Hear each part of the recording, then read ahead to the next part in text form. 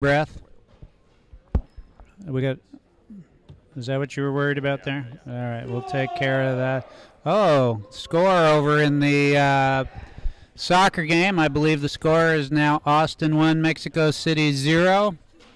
And okay, Larry tells us we're going to have a few minutes, which is great because that means we have some time to spend with Jake. So. We can play a commercial too. But yes, I got it. Wait. Okay. There's like 4 directors. Tweet us using hashtag I'd rather see a Jake interview than a commercial. Paul, James, and Dave need music. Of course, the commercial is probably a Jake teaching how to play. Well, tell us about that. How long have you been doing this? You're like the Haynesville king, and you're the guy who makes this whole live stream happen. So tell us about your commitment to freestyle in the technological world. In the technological world, well, when I started in 1995, I realized that the learning curve was pretty steep. I actually had a bunch of friends that tried to learn with me, and I was one of the few of all of us who was dedicated enough to, learn the delay, learn the chest roll, learn all the stuff, and the rest of them sort of fell off because it was kind of difficult. And so, of course, I want people to jam with, right? I want to have a bunch of friends and play Frisbee. So my goal was to, with the technology, was to take that steep learning curve and try to flatten it out a little bit. And I thought, okay, if we have on the internet instructions on how to do this stuff, people will be able to learn it a lot easier. Because when you're trying to learn it by yourself, there's nobody to teach you, right? So that's really my goal with all of this stuff, is to spread the jam, get more jammers, and help ease the learning curve so that people can get into it.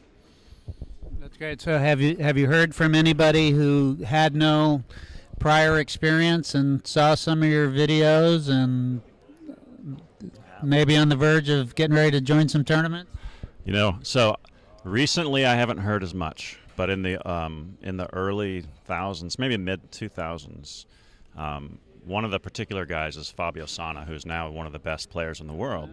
And when I met him in 2003, he was brand new, and so I taught him how to catch a scarecrow after the tournament, at dinner that night, and told him to go check out the website. And now I hear through the grapevine that that's how he learned all of his tricks, was by going to Haynesville and reading all the instructions. And of course, back in those days, it was all text, right? So you had to go read the articles and figure it out. So the big push for me now is the videos, like you're saying. The text is all on the website. The content is all still there. Now I want to start converting it into a video format so it's easier for people to digest. That's great. So bringing back memories for me, because you look at somebody like Doug Corns, some of these other guys out here who have been doing it forever. When we started, right, we learned the nail delay, under the leg, behind the back, and within a few months, as far as we knew, we were about state of the art, right? And then we'd go to a tournament and say, yeah, we heard there's some guy named Cray who's in New York, and he does this thing that looks like a scarecrow. Or somebody would say, yeah, somebody figured out how to take it from right side up to upside down and still delay it, right? So we were able to kind of learn it at the same time everybody else was learning. By the time you started playing, I mean, it's like, you got to read the whole Encyclopedia Britannica, before you can even step on the field with. And by the way, for those of you who are young enough to know, Encyclopedia Britannica was a set of books that contained all the accumulated information of the world up to that point. So some of your friends didn't make it past that first stage, but you did. What was going on for you that you just hung with it? That's a good question. I think for me it was really the community that kept me with it. So in Santa Rosa, we had, where I grew up and learned to play, we had, 5 or 6 people that would get together on a regular basis and play. And then we'd all go over to Mike's house afterwards and watch Frisbee videos and have dinner. Mike Esterbrook, who is, I give him all the credit for teaching me how to play. So thanks, Mike, you're awesome.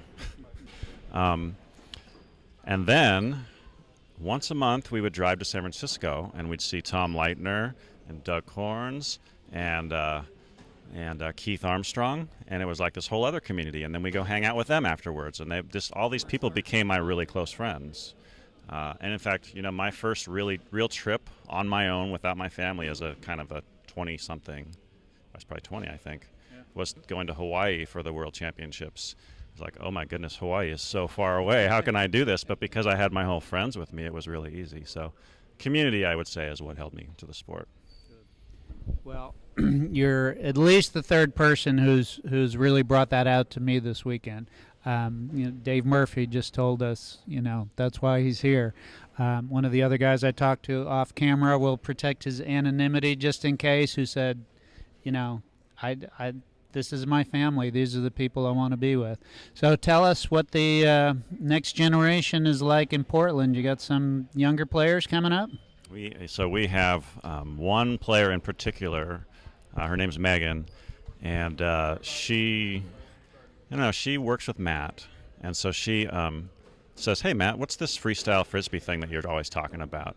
And so he wrote it off. That's no big deal. She asked him a second time, and then he went, "Wait a minute, she's really interested in this." So we brought her out, and she's just been loving it. So then the next development in that story is Ryan is trying to convince her to play Worlds next year with him.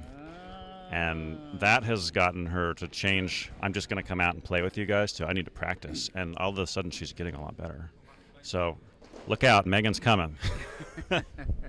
And Megan, if you need a role model, I want you to know there was a very talented young lady who in 1984 played her first big tournament, which was the World Championships, and she won.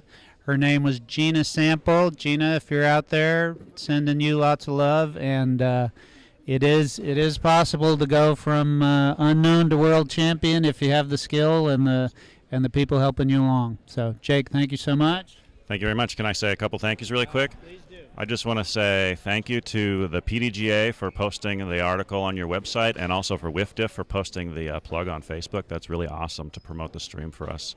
And I want to thank you, John, Tita, Mary, Doug Corns, and all the other folks who are helping make this live stream happen. I mean, I bring the equipment and set it up, but you guys do all the work, so this wouldn't happen without all of your help. And then I want to thank Crazy for giving me all the personal support and all the equipment that you loaned to me. This is amazing.